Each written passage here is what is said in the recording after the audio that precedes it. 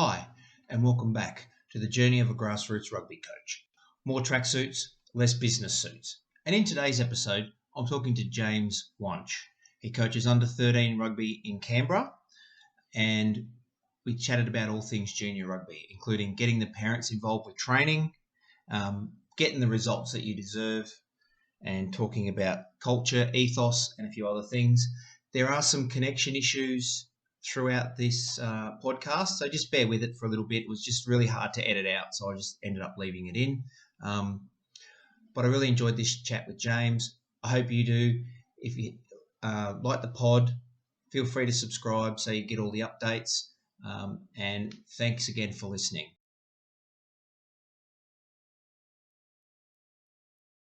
Good culture and good ethos, I think, underpins, it was critical to the success of any footy team. And even at the sort of the 13s, we try and sort of, as I said, help them to set high standards for themselves.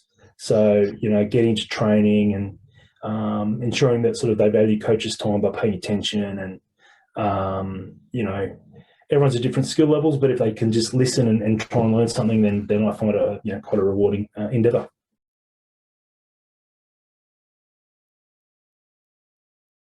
Let's make a start. Yep.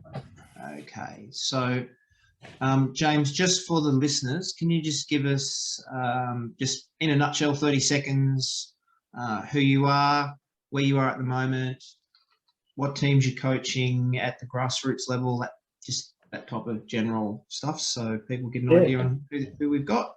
Yeah, no problem, Andrew. So basically, I'm currently coaching an under 13s boys team here in Canberra. Sort of that came about through my youngest son, who sort of started playing rugby union when he was about aged 8. He's had a little bit of league before that, and then sort of at my urgings or suggestions, being a rugby man from way back, sort of was encouraged to give union a crack, which he sort of enjoyed.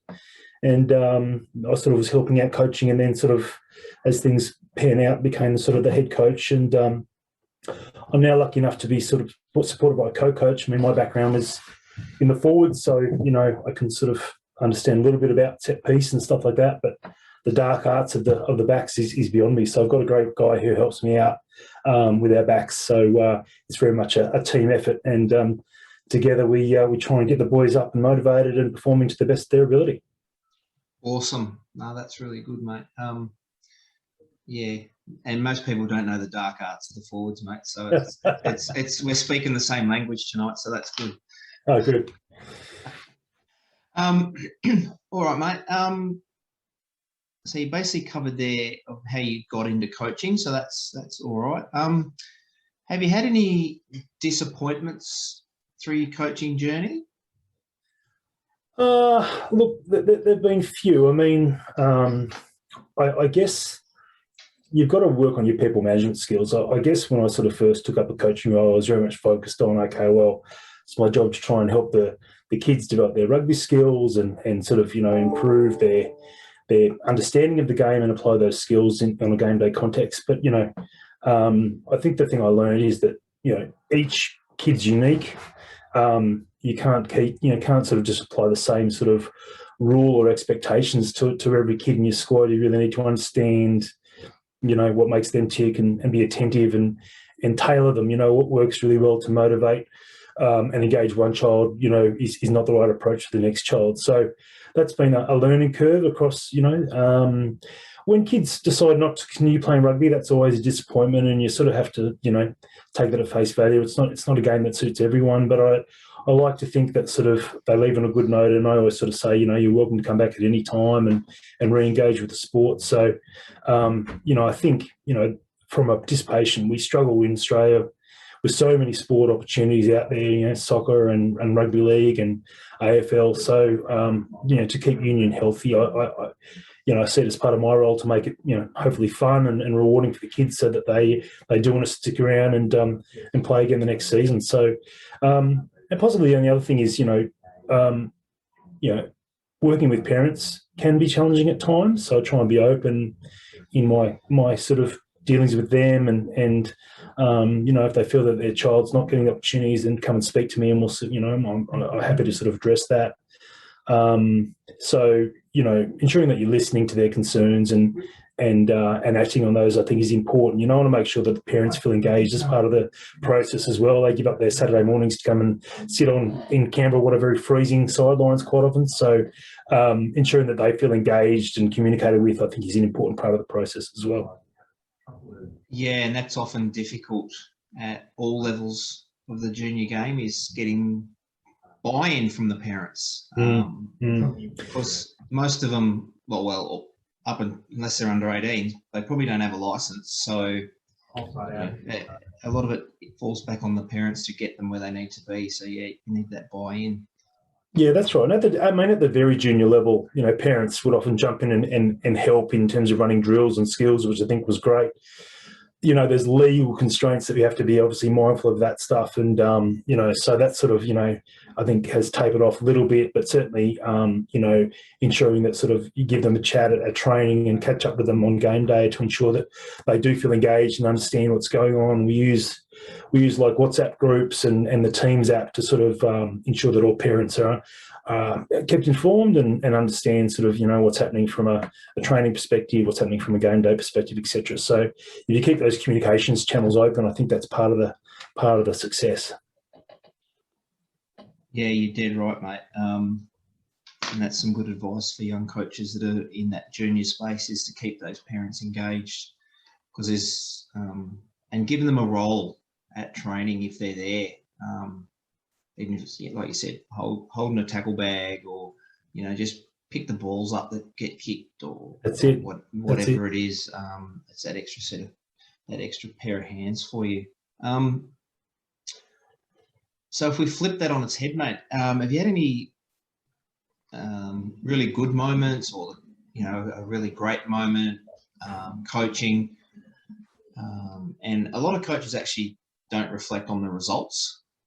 It's some have said, it's about the players coming back, or this player doing this or that.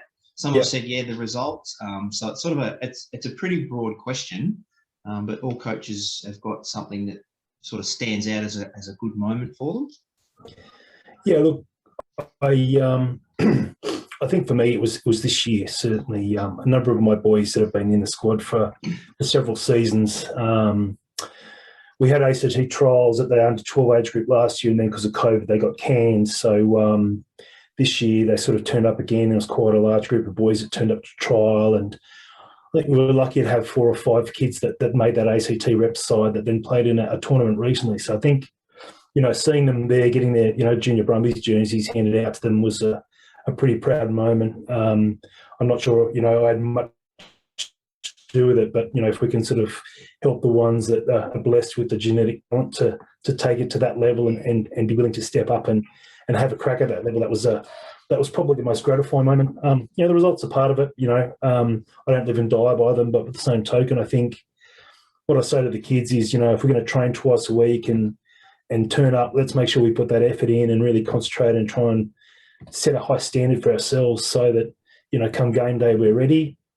And then, my favourite saying to them is, you'll get the results you deserve. So if they work hard enough and they're willing to commit and really listen, and then hopefully put those skills into practice in a game day situation, they will get the results they deserve. And we were lucky enough to have some success last year, and certainly, that was more a sense of relief than anything else to think that the boys, all the effort they put in over a number of seasons, had sort of culminated in that kind of result. So, I think if you empower them to sort of take it upon themselves and they can aspire to the highest level, and if we can support them getting there, that's very much my mindset, as opposed to sort of saying thou shalt or you will or we're going to. I like to put it on them, and so to say, you will get the results that you're willing to work for, and that's proven to be the case thus far in my coaching career, which has been good. Yeah, and that's a really good point. Is especially at that under 12, under 13 age group, they're starting to develop those mindsets, and by putting it back on them, it sets them up well for the future. Like if they want to be a good athlete, they're going to put the effort in. If they're just that guy that's going to play club, might be a third grader forever, but still have the fun, he's still going to put the effort in. Yep. So that's. I think that's another important point. And even at a fairly young age group, I was an advocate for grading of players. I think that, some of these kids have been playing rugby league and rugby union since they're like 5 or 6 years of age. So, their skills by under 10s, under 11s are pretty well developed, some of them.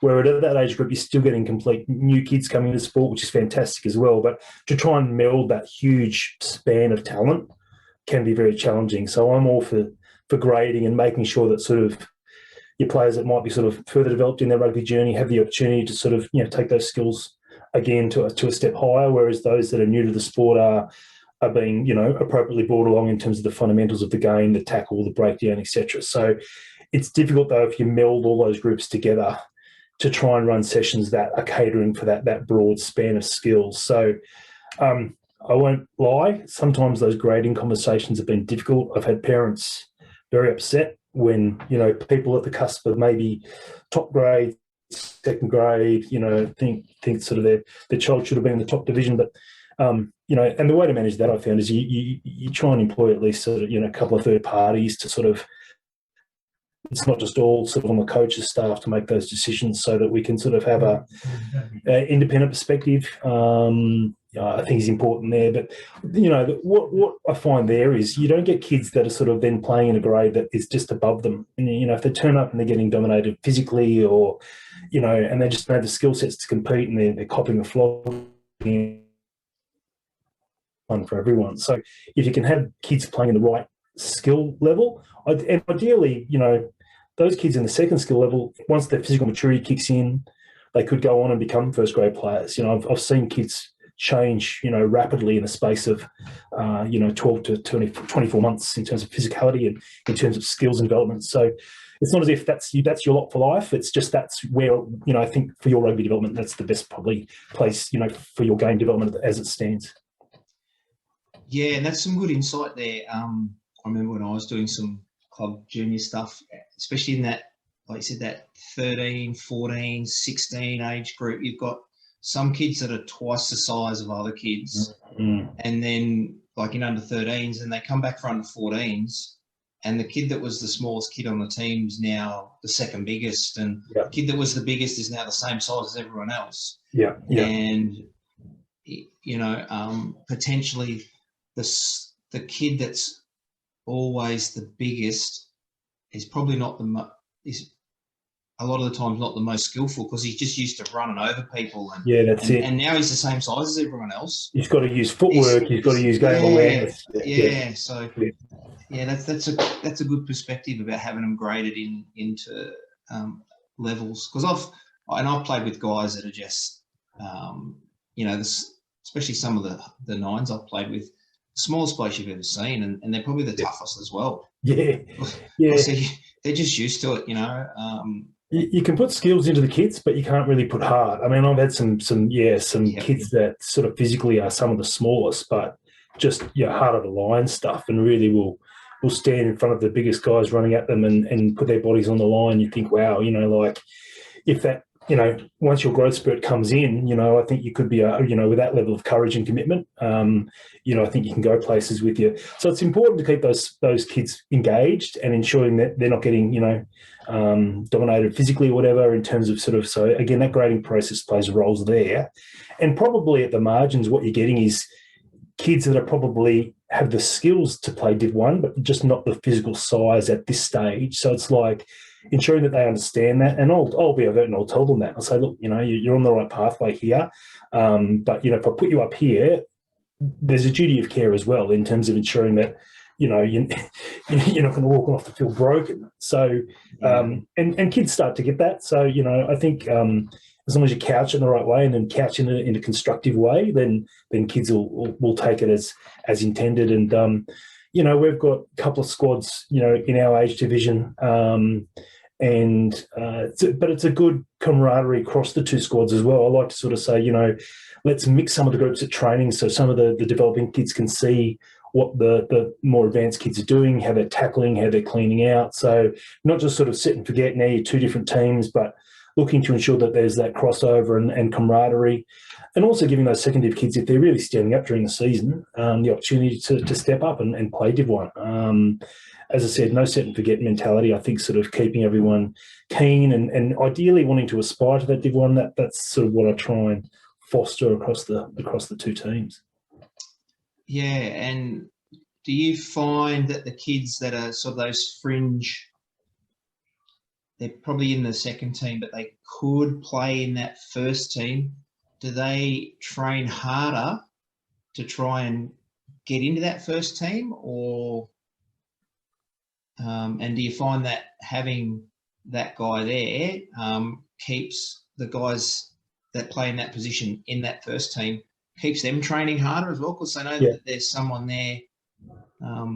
I know at the senior level they do, but at the junior level, is that still? We try. It is constrained a little bit by rules associated with sort of, if you play X games in X grade, then you're excluded from finals in that division. So and I understand why that is. I mean, they don't like people stacking teams and dropping all your Div 1s to Div 2 if they don't make finals. But by the same token, I think sort of it's probably not the best settings in terms of encouraging that flow and the ability to sort of move players up and down without having to keep a really tight tally of, Fred's played 6 games, so he's now out, or whatever it might be. So I think, when we design those rules, I think sort of, the competition lens about, we don't want to stack teams, needs to be balanced against what's best for player development in terms of having that flexibility and being able to move kids up and down and give them the opportunity that they probably deserve through training and effort and commitment. So,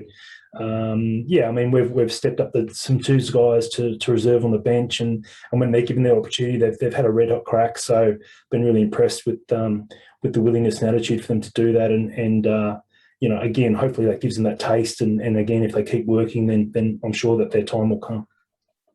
Yeah, no, that's some good insight, mate. And I haven't been involved in a system like that for quite a number of years, so it's probably all changed since I coached junior at that level type stuff. So it's good to. It is a numbers game, though. You've got to have the numbers. And really, we work on sort of at least 20 members per squad, because at this age group, there's going to be injuries, there's going to be illness.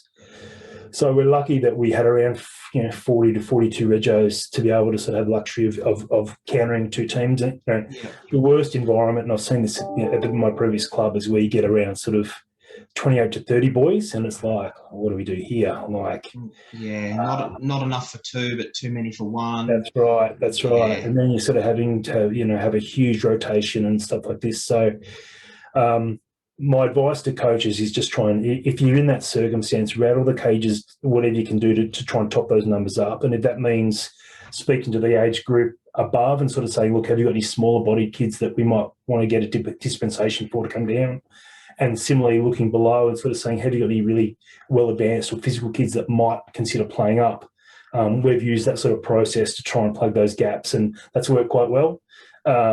But sort of kids want to play rugby. So sitting on a bench of 8 to 10, it's just it's not good for anyone. So that's the only other advice I'd give if you're in that situation where numbers are sitting at that mid to late 20s. Then maybe sort of seeing if we can move some players from age groups above and below to try and top up and give you that enough to maybe do the 2-team structure. Yeah, and it's difficult for the kids, like you said, if there's 8 to 10 kids on the bench. It's even harder for a coach. Oh yeah, because you're just trying to, get everyone on the field, and there's all this other stuff at play, and you're just like, it's not easy for the coach either when you've got that many reserves to get them all on the field. It's not, and it flows into the kids get disappointed and the parents get disappointed, and they start sort of nattering, sort of, you're not giving my kid enough of a go, and so it's difficult. So it's a situation I would encourage clubs to try and avoid if and where they can. And like you said, it's sometimes you don't have that luxury at some clubs, and other clubs you do, and all the joys of coaching junior footy at the grassroots level. It's rewarding though. I mean, as I've said, no one holds a gun to my head and says do this. I mean, I give them my own time because I find it really rewarding. I mean, I think watching the boys develop and grow and form those friendships, I think sort of what you start to see from 10s and above is, especially if the kids have had a few seasons together, that camaraderie really starts to kick in, and it's beyond just themselves. Kids start to go, this isn't just about me scoring the most tries or making the biggest tackles. It's about that team ethos, and by 13s, that's starting to blossom. I think they're still not communicating enough on the field, so I tell them, guys, you've got to, if someone makes a great tackle, get around them, and ensure that you're showing that each and every player out there is supported. So, but it's coming to fruition, that we're good culture and good ethos, I think, underpins. It was critical to the success of any footy team, and even at the sort of the 13s, we try and sort of, as I said, help them to set high standards for themselves. So, get into training and ensuring that sort of they value coaches' time by paying attention, and everyone's at different skill levels, but if they can just listen and try and learn something, then I find it quite a rewarding endeavour. Yeah, and I think you can set those standards early without being over the top. Yeah. Especially at like that 13, but you set them some standards that we want you here on time. If someone's talking, like you want to get them in that habit of like the good habits. Yeah. But without being over the top. No, that's right. Yeah. That's right. But I find, you can do that pretty simply. Like if I'm finding the kids are having a night where they're just not switched on and there's talking or whatever, I'll say, okay, up around the post you go. So if they'll run, they come back and we say, okay, are we switched on now? Or we want to go, do we want to do some more laps around the post? And most of the time kids go, yeah, no, we're switched on now. And that's all it takes. So, but I think you're right. If you nip in the bud early and you sort of try and set a bit of a clear expectation, and for me, it's just about respect. I'll respect the kids' time, respect that the kids are there for fun, for fitness, for enjoyment.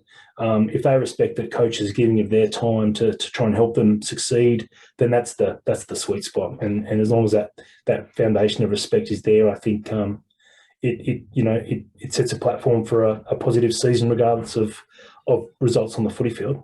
Yeah, and that's a good point you made about if they're sitting around and they're mucking around and stuff like that. Sort of leads into the next sort of point. Canberra can be a cold place in winter. Well, yeah. What do you do, especially for like the kids at that age? What do you do at your training sessions to keep them engaged and but so that they want to turn up? Like there's 3 or 4 reasons why they just go, oh, it's too cold, I don't want to go, it's raining. Yeah. But they turn up to train. So what do you do and stuff like that, just to sort of keep the engagement up, keep them coming back to training? Yeah.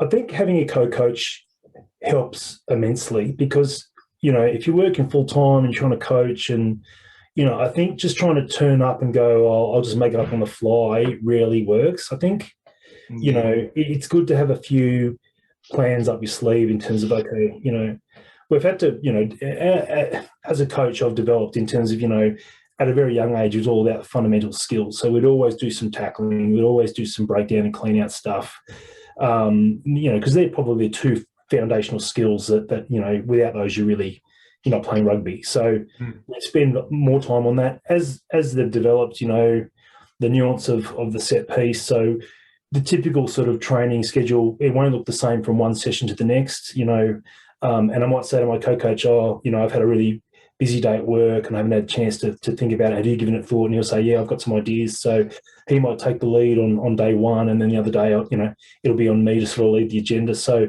I find that's really useful in terms of, sharing that sort of, that mental load in terms of developing a coaching program. Variety is critical, so trying to have, you can warm up in multitudes of ways. I do jump on, YouTube and look up rugby training drills for under 13s, and you'll find that there's heaps of stuff there, really. So that's a great sort of resource to sort of try and find some new skills and drills to work on.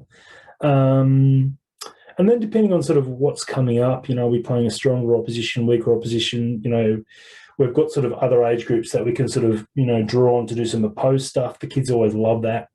And I always say, look, happy to do that as part of the session at the end, but really the quid pro quo in that is that we do the skills, to a high standard. And then when we do the opposed, you want to see that skills transfer into that sort of live context. So that tends to be a good sort of balance between sort of keeping, making sure that they are getting the skills development they need and then having a chance to quickly put that into practice through an opposed session at the end. So, apart from that, I do tell parents, look, it's a winter sport. Canberra is cold, but the expectation is that unless it's hailing cats and dogs that we try and get there. It's been a really wet winter here in Canberra this year, and so we've had ground closures quite a lot, which, in hindsight probably has kept them fresh. Like if by this stage of the season with only sort of a few weeks to go, it can be getting along in the tooth. But I think maybe some of those ground closures have been a blessing in disguise. It means that sort of they've only had one training, per week, or we've had some weeks where there's been no training. So, when it happens, you go, I'm a bit frustrated. We wanted to prep this way. But, when you look at it from a whole of season perspective, which is a quite long season, potentially those washouts, of either games or training sessions are a bit of a blessing at this age group. Yeah. So when you have those nights where the ground's closed or the weekend that the game's washed out or whatever it is, do you organise something for the boys to do, like an online stuff or indoor stuff or anything like that, or do you just give them the night off and they know that that's just part of playing rugby in Canberra? Yeah, look, we have explored that. I coach at a school environment. Unfortunately, the gym's pretty fully booked with like basketball and other indoor sports, so there's not that flexibility to be able to sort of, we'll take it inside for an indoor session. Yeah. What I'll try and do though is if we've had a washed out session, if we've got a game time, rather than turning up sort of 40 minutes before, I might sort of say come a full hour before to allow us to do a bit more set piece revision or backs movements or whatever it might be, just to ensure that we're still developing those skills. You've got to strike a balance there that they haven't run their race before the game kicks off. So it's not too intense, but we do try and sort of do a slightly extended session on game day just to make up for those washed out training sessions. And I also say to the boys, look, there are skills in rugby that, if you just come to training twice a week, you won't develop, like how to kick a great football, how to kick a ball well, how to catch a high ball. If you're in the hooking position, how to do a great throw. All of these are skills that you really need to practice at home. Go down the oval with a brother, take your dad, whatever you can do. It's the extras that you do that will sort of help the skills really kick forward, as opposed to just solely come to training. So, it depends on the individual kid motivation, but I know that there are kids that sort of listen to that and take that to heart and go down and do the extras, in their own time, and the results they get on the field, reflect that. Yeah, and those kids straight away. Yeah. And some other kids don't, and that's quite okay as well. Yeah, absolutely. Because sometimes there's a lot of reasons why they don't do it. What was I going to go back to? So when you run your sessions, what's your thoughts around, so you're doing a catch pass drill, whatever that looks like, 3v2, whatever it is, however you run your catch pass drill, and you want to give the boys some feedback. What's your process around giving that feedback, and what would that look like? Yeah, so I think it's important when you're setting up the drill to be very thorough and clear about why are we doing this, what's the intent, and then walking through, okay, here's how we're doing this. So a 3-on-2 catch and pass drill, for example, walking them through that and understanding why is it important. So not just doing a drill for drill's sake, but rugby's a game of numbers. We're always trying to get the advantage numbers wise. When we're holding the ball, we've got decisions to make. Am I going to try and run over the top of this person in front of me, or if I've got a support player outside, am I going to draw and then pass? So we'll explain the context and the sort of the theory, for want of a better term, behind the drill, and then we'll get into it. And then, often sort of there's little issues, so just timing issues. People have taken the ball too close to contact. People are passing too early. So again, we talk about sort of, okay, let's go back and sort of see what you did there. Can we do that differently? What if you took one more step towards the player and try and see shoulders move towards you and then throw the pass? Kids doing things like no-look passing. I'm like, guys, that's great in some respects, but at this age group, I want us to be making sure we're getting the fundamental skills right first. And if we get those top-notch, then you can start doing the more fancy no-look stuff.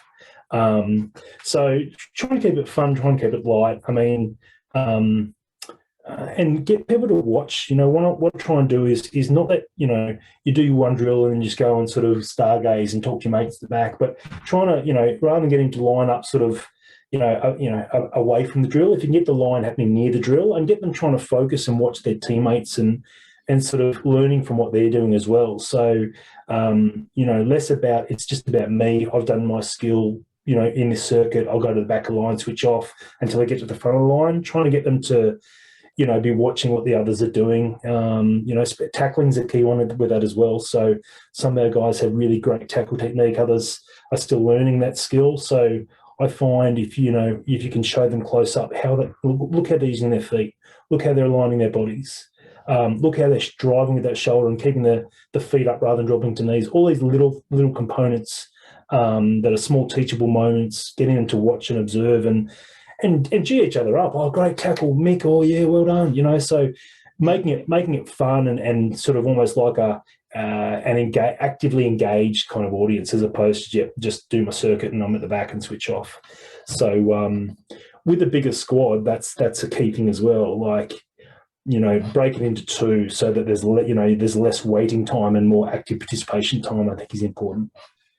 Yeah, and I think that's where you can actually utilise that, the co-coach or the parents. You can have whether it's the same drill in two locations or this drill here and that drill there, and they just rotate. And they're moving because you've got like your co-coach or a couple of parents, and they can just but keep the kids moving. That's really good. What's some of the lessons that you've learned over your coaching journey, mate? Yeah, I think the key lesson is to be open to new coaching stuff. I'm finding as the kids mature, it's forcing me to sort of go, okay, well, you've made a point earlier about sort of physicality differences start to even up a little bit, and then it's about, okay, well, if both sides have decent players that are fit, that can tackle, it becomes more nuanced about, okay, well, it's game situation awareness, it's taking the right decision. So it almost, my challenge now is to move my thinking, and I'm open for more training and development as well. The Smart Rugby, I think, is a great platform for those that are taking up coaching roles at that very junior level. I think at this age group, I'm looking sort of for new development opportunities myself in terms of just understanding some of that theory and how we can sort of get that game awareness theory into specific drills, which sort of, simulate game day scenarios and really put get people not just to go through or react automatically, but to really think about, well, in this situation, I've got option A, B, or C. What might I take and why?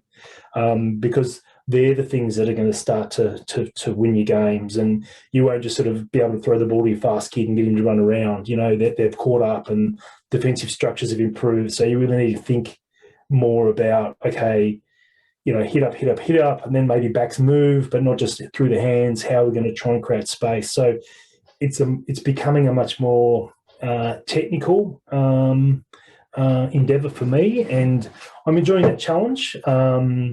As I said, my co-coach is far more knowledgeable on back moves. But I always try and unpick, okay, what are you teaching there, and tell me about that process. And I think if you adopt just a learning mindset and go, what, I've got stuff to learn. The second you think you know it all, I think you're done. As a coach, I think you've got to be open to development. If we think about, Dan McKellar, he's gone from sort of, coaching at a local club level here at Canberra getting into the Brumbies system, head coach of Brumbies. He's now up to Wallabies assistant coach. And he's my age, so that's quite inspiring that he's got to that level. I'm not saying I want to necessarily replicate that, but I think sort of, for my aspirations, maybe getting, following these boys if I can through to sort of, Colts level and even through to grade. For me, rugby, the game is part of the equation. I think the lifelong friends you make through rugby is why I love the game so much. And, what I'm trying to imbue is that same sort of love for the culture aspects. It's those sort of intangibles about, committing to something bigger than yourself, putting team before yourself in many situations that help you grow not only as a rugby player but as a person. So if we can play a role in that space, then that's the most rewarding aspect for me. And part of that is ensuring that I have the knowledge and skills that are up to date and can try and imbue that knowledge. So at the club I'm at, the coaches are quite a fraternity, exchange ideas, we'll go and bounce ideas, and I'll see a coach doing a drill and I'll go and watch and say, talk me through what you're doing here. We're lucky enough to have sort of a rugby manager who sort of walks around and again provides that sort of sounding board for coaches as well. So it's a team. Coaching is a team sport as much as playing rugby is a team sport in my view. Yeah, that's a good point, mate. It really is. Even if you're the only coach of that team, like you said, there's other people at the club that you can always pick their brains. Ask for help. It's amazing. Yeah. We had a player that moved to a Sydney GPS school as a boarding student this year, and we're doing some pre-season. I said, wouldn't it be fantastic if we went up to Sydney and had a crack against these guys and really tested ourselves, And I thought, how am I going to do this? Well, I just sort of Googled who the head of rugby was at the school, and I sent him an email saying, look, our players now moved up there, and is there any scope we could organise a trial game or something? And he came back straight away and said, yeah, fantastic idea. Yeah, for sure. I shared that with another coach, and he said, look, can we take our age group as well? So ended up we had a bus load of two squads that went up for a trial game in Sydney in April, and it was a fantastic day and really high quality rugby. And what I left from that perspective is just unless you ask the question, I think we create boundaries and think, we're just a Canberra minnow, are they going to give us time of day? But of course they did. It helped that it turns out their under-13s coach is an ex-student of the school I coached at Daramalan, so in Canberra, so that helped a lot. But I didn't know that, and but that went so well. We're now talking about return fixtures sort of as an annual sort of thing going forward. So from little things, I think larger things can grow. It's just about having some ideas and reaching out. I think rugby fraternity is actually very friendly and helpful. There's rivalry on the field, but I think we're all sort of trying to pull from and pull together and see the sport thrive and survive into the future. So I'd encourage coaches to reach out and ask for help and ask for a trial game in the preseason if they think that'll benefit their team. So worst case scenario, they say, no, sorry, we can't, whatever. What have you lost? It's so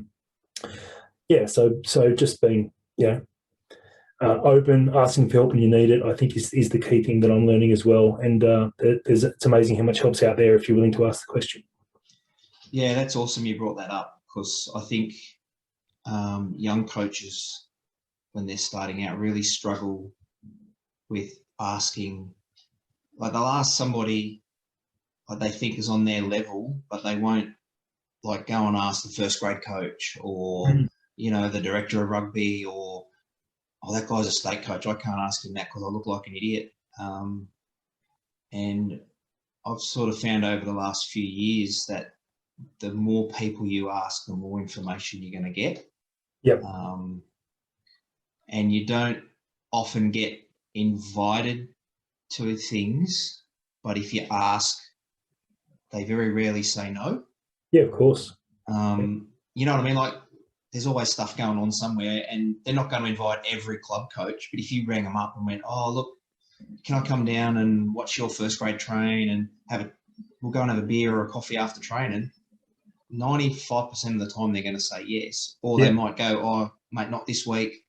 How about next week? Or, even the trial game stuff, they might go no for this year because they've already got it planned. But mate, if you contact us in, November, we'll make it happen for next year. So and it's amazing. It's amazing, it's the one sport, but the different perspectives people bring, and even having coached for a number of years, you speak to a different coach and they bring a different perspective on what you think is I think I've got that sussed, and then you hear, actually, there's more to learn about this, and that's a different way of approaching it, or a different skill, or a different mindset to training the scrum or the line out. So I also have sought to, any parents that have a rugby background, I've recently got them in to do some work on lineouts, which I thought we needed to improve on. So, quite often parents of kids that play rugby will have played. So inviting them to share their knowledge as well, I think, is another way to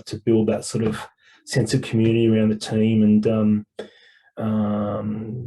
I played hooker, so I know about throwing it in, but sort of the nuances of lifting, which we've started to do this year, added a new layer of technical rigor to the line out. And so getting a parent in who's played second row, is used to sort of the timing of lifts and different variations, it was really useful. And so you don't feel the burden is all on yourself. There's heaps of people out there that are willing to step in and help develop you as a coach if you proactively ask the questions, you make the point.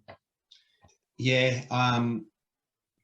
The only thing I would say about that is absolutely use the parents you got, but talk to those parents beforehand and actually find out, what they know, because they might go, oh yeah, I played a second row, and then they get there and you just, I've seen it before, and this guy's turned up and you just gone, oh Jesus. Yeah. Like he played second row like 30 years ago. It was just like, no mate, like that's, or, they do a bit of old school coaching, or so.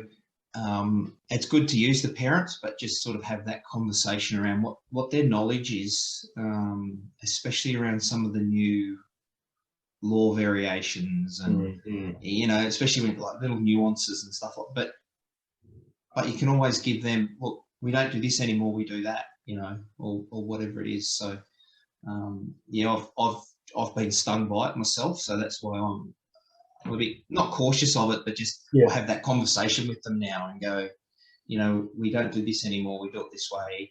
Yeah. But essentially the principles are still the same, maybe I should have put a qualifier. So the guy, the guy I knew had played first grade rugby not that long ago, and so I knew there was probably that level of technical knowledge that would be useful. But you're right, just sort of asking for any parent to come and impart any knowledge is probably a dangerous thing. No, but if you have that conversation with them, and you just never know what that'll turn into as well. They might be your next assistant coach, or that's right, or go further. So that's really good. Andrew, question for you: what advice would you give for someone like me in terms of trying to develop my coaching knowledge and capacity, to a higher standard, and try and help to, again, improve my squad to that next level? So as a coach, mate, my advice would be pretty much what you've said. Just be open-minded, be willing to learn, be willing to accept that you're gonna stuff up, and be open. Like the senior team I coach now, if we're doing something, I'll just go, guys, this is not working. What it looked like in my head and what this looks like, we're going to scrap it. And that also shows them that when they're at that point where they think it's not working, they can say to me, oh, mate, this is not working. But ask questions of yourself, of your assistant coach. A really good thing that I did, that I usually do it during pre-season, because that's to blow the rust out, is I've got a GoPro, and I just wear a GoPro to training, and I strap it to my chest. It doesn't see everything I see, but I review, and I don't look at the footage. Like I loosely look at the footage, but I actually look at the verbal content. Of course, and I still struggle with it now. A lot of coaches, when they're starting out, struggle with that stuff around questioning the players and being comfortable in silence. Like you'll ask the boys a question, and you know what you want them to say, and if they don't say it within 2 seconds, you jump in and give them the answer. Yeah. And then they walk away and they still don't know what you're talking about. So be comfortable in that. Ask them a question and let them think about. And even if the answer's wrong, at least they're thinking about it. Yeah, we actually had an example of that at training yesterday. So I noticed that our boys, when they get a penalty, they're rarely kicking for touch and getting some territory, despite having some quite good kickers in the team. And I said, guys, I understand that, possession wins footy games. It's my, it's my favourite saying. My players will say that I say it too many times at training. But I sort of said, look, what's the reluctance to kick for line? It's like, I'm not sure. What if I don't make for touch? And I sort of said, well, you need to practice those skills. So let's do a bit of that here. But, if you're keen to do that in a match day situation, get to the oval and kick it out. And then I said, okay, when wouldn't we do that though? And they sort of had a few blank faces, and someone said, something like, if you've got a bad kicker. I said, yeah, okay. Well, when else might we not kick for line? And sort of the cogs are turning. And then finally one kid said, if our lineout's not working very well that day. I said, precisely. Yeah. So, you've got to adjust. My other second favourite saying is, rugby, you're not played on autopilot. You've got to think. It's a thinking game. And, understanding what your different choices are and taking the right option is critical to becoming a great footy player. So that was rewarding for them to come up with the right answer in the end. But I think you're right. I think letting them have the space to talk about it and come up with their own solutions is important.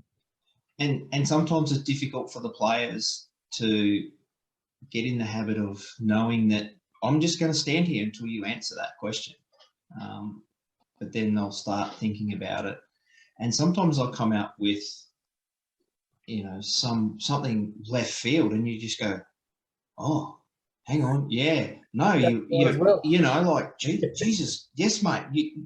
I've never thought of that, but awesome. You might say, well, why didn't we kick the ball out there? And he might go, well, I saw if I tapped it, we had a 3-on-1 overlap out. And you go, oh, yeah, awesome. So that questioning stuff, allowing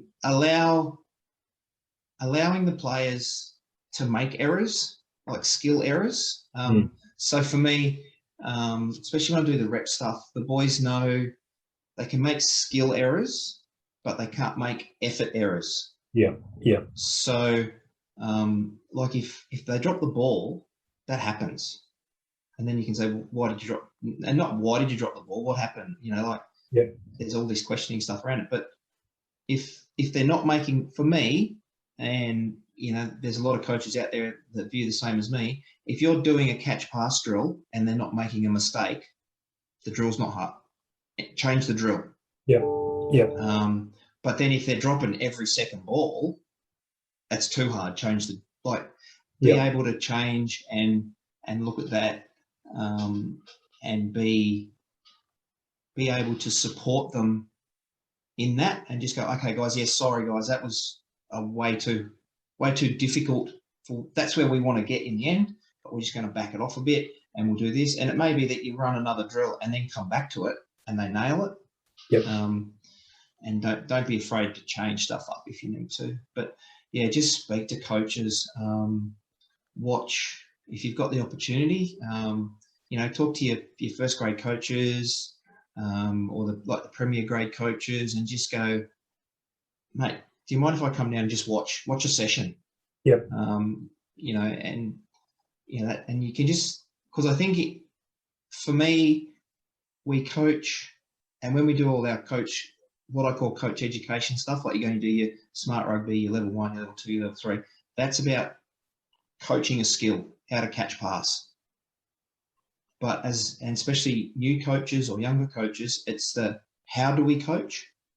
How do you coach this? How do you keep the kids engaged when it's 3 degrees and you've got 5 kids there and 3 kids injured, or how do I get my message across for this, and how do I use this guy here, and all that type of stuff that that takes time around that. But yeah, and like you said, there's plenty of resources out there now, like YouTube and all these. There's plenty of, there's the rugby site and there's a few others. But again, I'd say that with a caveat. If you look at it, and because I see coaches do it, you go, oh, you've seen that on YouTube, because that drill is 3 levels higher than what you should be coaching. So they've looked at it and gone, I'm going to use that on Tuesday, and they do it, but they haven't gone, oh, hang on, are my under 13s going to be able to do that? Yeah. Where you can look at it and go, okay, cool, that was the end result. How do I change the drill so that my under 13s or my under 14s can do that drill? So simplify it a bit, take it down a few levels. Yeah. Like, this is the end result. How do I change it? It might be, it might be a 3v2. So you might make it a 2v1 or something. Like, just sort of look how does it fit in with your team. And I remember years and years ago, one of the first top coaches I spoke to, he always said to me, you coach the skill, not the drill. So if the drill's not working, but you're getting the skill work that you need, keep going. Yep. If the drill's working and they're not getting the skill, change. So you're more concerned about, the catch pass rather than did he run the line, that type of stuff. And if it doesn't look like rugby, it's not rugby. Yeah. I've seen plenty of guys. You get there and you've got a group of kids, and you're doing the old line pass, and a kid will touch the ball once, and then he runs around, he joins the end of the line, and in 2 minutes he touches the ball again and again. So in 5 minutes he's touched the ball twice. Yeah. Can we do develop pneumonia and hypothermia? Yeah. Can we do a drill where he touches the ball 20 times in 2 minutes? Yeah. With the same result, and then that way they're moving and they're working under fatigue, and and we're not saying you have to smash them every time, but if it doesn't look like rugby, it's not rugby. Yeah. Play games, and everyone goes, oh, games, but a 3v2 passing drill is a game, because you've got, I want you 3 guys in this grid to score down that end. That's a game. Yep. It's not like, a lot of guys go, oh, we don't want to play touch. You don't play touch. Even like, you can run a line-out session, probably a bit difficult at junior level, but a lot of times when I run my senior line-out sessions, I'll have first grade, second grade. Second grade, you'll throw. First grade, you're defending it. Yep. Yep. And then they'll do that for a bit, and then I'll go, righto, guys, it's first grade throw, 2's you're defending it. Yep. That's a game. Yep. The boys and like keep scores and just make it enjoyable for the kids and stuff like that. What about Andrew, physicality? We're an age group, as we've established, where there's quite a big size difference between those kids that are physically maturing and those that haven't. I've noticed even sort of some of the larger kids, some of them are physical, but others, it's not in their nature to be physical. I mean, have you sort of found a secret sauce to try and sort of, unlock the player that these larger boys could become, or is it sort of it's either in them or it's not? Mate, if I could answer that, I wouldn't be coaching the team I'm coaching. I can tell you that right now. It's difficult, mate, because some of the boys, it's just not in their nature. Mm-hmm. And I mean, years and years ago, I used to play with a guy who, if he actually got angry on a field, he would just destroy people, but it wasn't in his nature. Yeah. We physically had to punch him in the face during the game to get him to fire up. It's, and then I've seen kids like physically dominate someone and they hurt them, and then they're like, oh, and their whole world falls apart. I don't know what the answer is.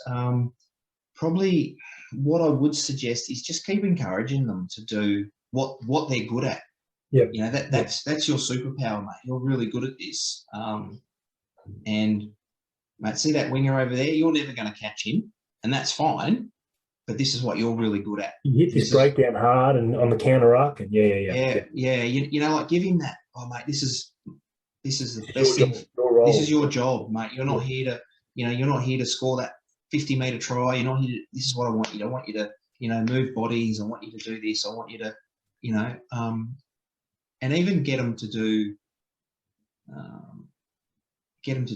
like even going into contact. Just get them to use their feet a little bit. Get them sort of not thinking about going into contact, but they're going into contact. If that makes sense. Almost like distracting them a little bit from the and then even in your you can play some games with them, and you might go, the only way you can score is if this guy breaks the line.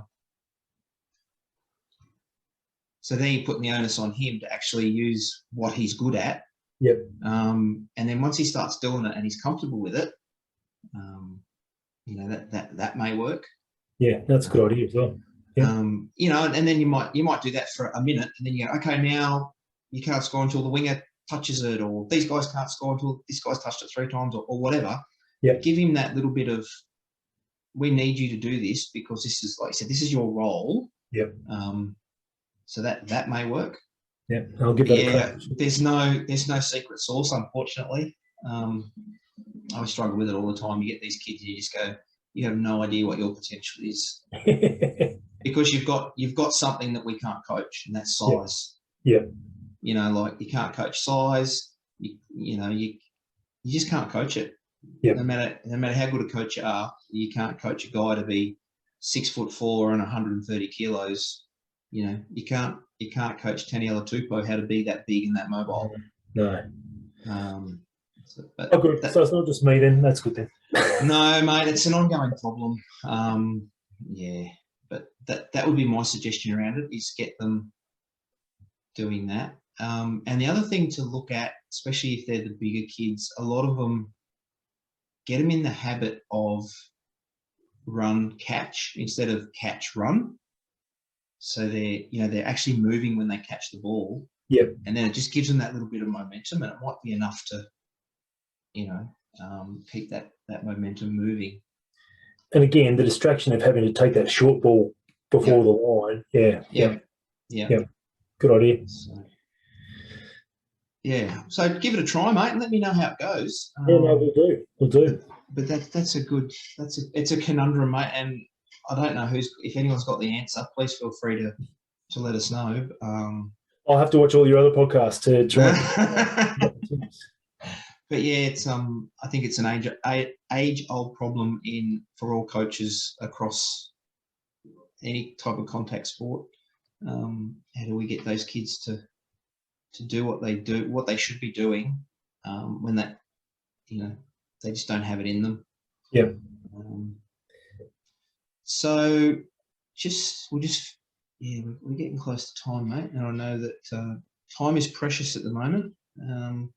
What advice would you give yourself if you think about when you first started coaching? What advice would you give yourself back then, knowing what you know now?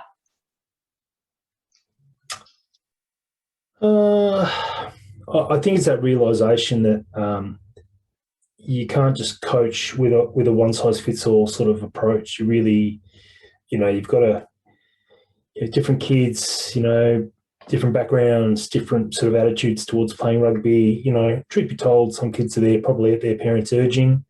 Recognising that and making some allowances for that. I mean, I think you can try and imbue a sense of sort of commitment and responsibility without everyone being a superstar. If they're willing to come and listen and try to their best of ability, then that's all they can do. And I say to the boys, if you go on and you try hardest and you cop a flogging, well, walk off with your head high. You can't. What else can you do? If the other team is physically bigger, better skilled, more drilled, more experienced, that's going to happen. That's rugby. But if you have tried your darndest to win the game and you don't, well, walk off with your head held high and go, you know what, we'll improve and try them again next time. So, it's that sort of being attuned to different kids having different needs and responding differently to coaching techniques. There are some that have their sights set very high and happy to cop a flogging and happy to sort of, take the harsh criticism when it's needed. Others, it doesn't work at all. So it's about, ensuring that you are attuned to that and just understand that they're kids and that, ultimately you want them engaged with the sport and having fun. And for some, that means excelling at the highest level. For others, it's just having a bit of a kick around with their mates. And if you can sort of make sure everyone leaves happy and satisfied from the experience, then that's the best you can do in my assessment. Yeah, nice. Good insight, mate. Really good. That's been awesome, mate. Hopefully the listeners have got a few things out of that. I know I've taken some notes down there. So, mate, my theory is if one person listens to it and they get one thing out of it, I'm happy. Yeah, that's it. So, because it's all about, like you said, it's all about that learning and helping coaches out to get the best out of the players as we move forward. So. Yeah. Brilliant. All right, mate. Well, that's been great. Stay in contact. Yeah, I think you're coaching in Victoria, is that right? Yeah. Yep. Yeah, so we had the Southern State Championships here in Canberra a few weeks ago, and unfortunately there wasn't a 13s division. It was combined 13s, 14s, so our 13s had to play the 14s Vic squad. My goodness. They were a very large bunch of boys. Mate, I was one of the selectors for that team. Right. So I know some of the boys that went up there. And the number 8 was an absolute specimen. If he doesn't go on to play Super Rugby, mate, there was some guys there. Oh, I know, right? There was some really good footballers in that group. There was some interesting discussions around the selection table about which kids should be playing where. But yeah, no, there was some good talent in that team. All super fit, and the girl that played for them was amazing. Yes, mate. I think she was the first name on the team sheet, to be honest. At the trial, she just stood out as a phenomenal athlete. Such a good spirit too. They physically dominated us, but not in a nasty way. Their spirit was really good. So that was greatly appreciated. No, you're doing something to produce. That was the first time I played a Victorian team, and to see the calibre, I was a bit surprised. I was in Rugby Victoria, but setting a high standard, and if you're producing players of that calibre, you're doing something very right down there, mate. Yeah, we do all right. We do all right for a little AFL town, I suppose. Indeed. Yeah.